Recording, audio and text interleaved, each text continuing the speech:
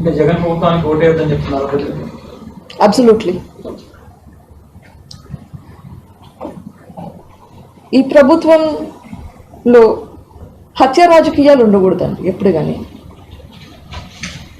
You don't want your murderers to be ruling you. You need a healthy democracy. You need a democracy that will help improve the society.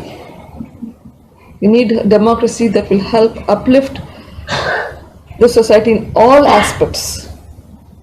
And I'm specifically requesting, yes,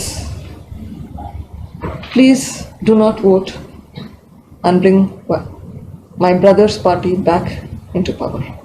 Because if that happens, then there is no hope for justice. ప్రజలకందరికీ ఒక request, please మా అన్న పార్టీకి, వైఎస్ఆర్సీపీ పార్టీకి vote అయ్యేద్దండి. ఇంత వంచన చేసిన party, మోసం చేసిన పార్టీ,